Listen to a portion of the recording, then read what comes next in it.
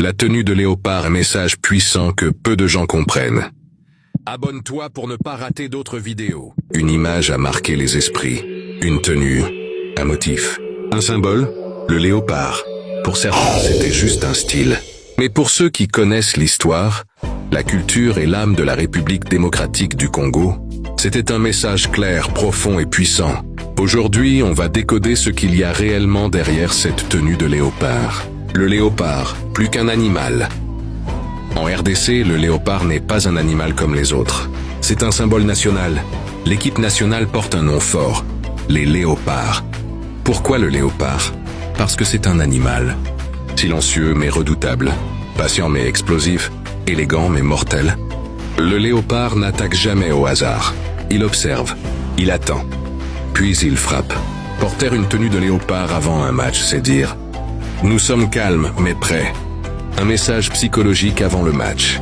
Le football moderne ne se joue pas seulement sur le terrain, il se joue dans la tête. Avant même le coup d'envoi, cette tenue envoie un message à l'adversaire. Tu ne joues pas contre une équipe ordinaire. Tu joues contre une nation fière, consciente de sa force. C'est une guerre mentale, une manière de prendre l'ascendant psychologique. Pendant que l'adversaire analyse les statistiques, la RDC rappelle quelque chose de plus profond. L'identité. Une racine traditionnelle et historique. Dans plusieurs cultures congolaises, le léopard est associé au chef traditionnel, à l'autorité, au pouvoir légitime.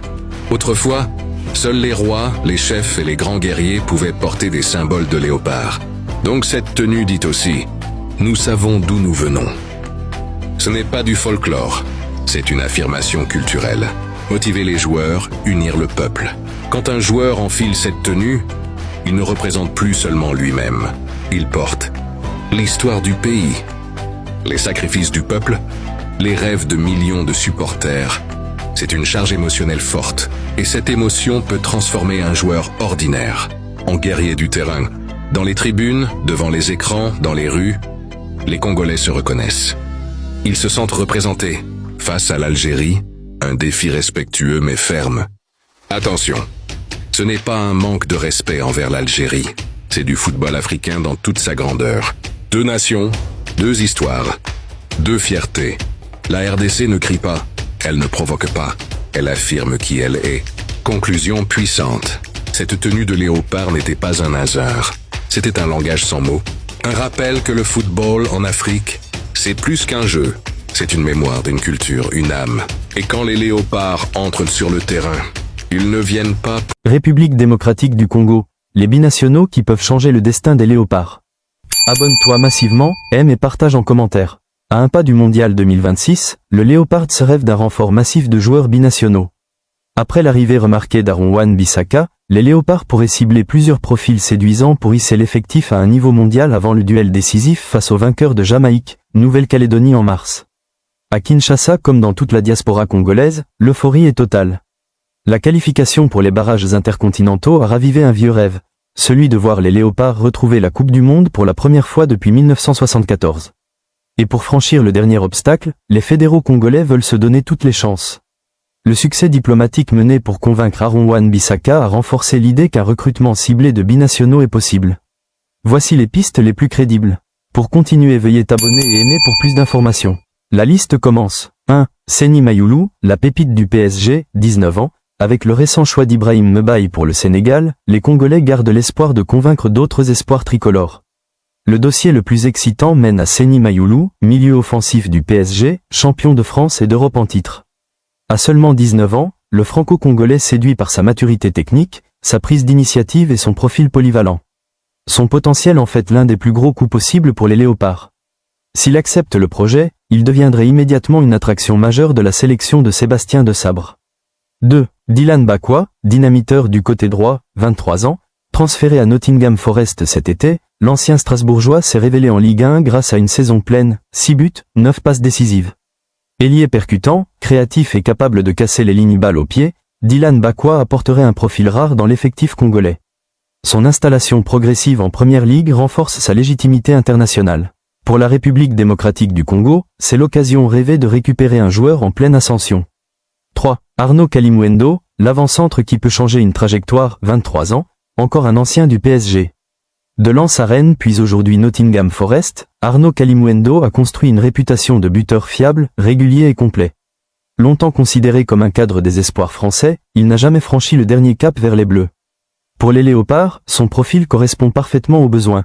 Un attaquant à la fois mobile, habile dans les petits espaces et déjà expérimenté dans un championnat majeur. Sa décision pourrait être décisive en vue de mars prochain.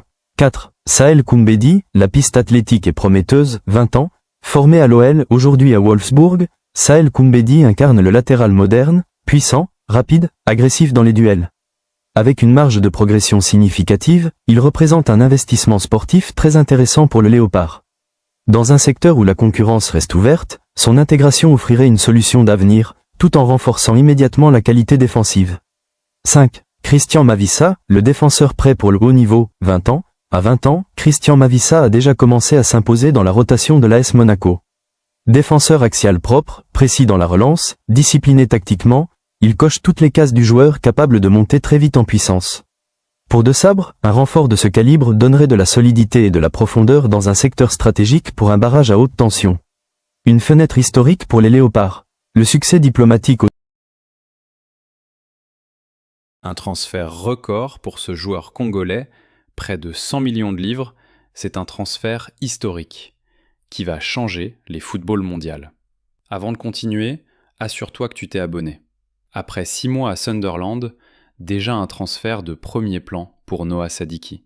Titulaire à Sunderland dès son arrivée en provenance de l'Union Saint-Gilloise, Noah Sadiki pourrait déjà effectuer un transfert de premier plan. Manchester United s'intéresserait de près au milieu de terrain.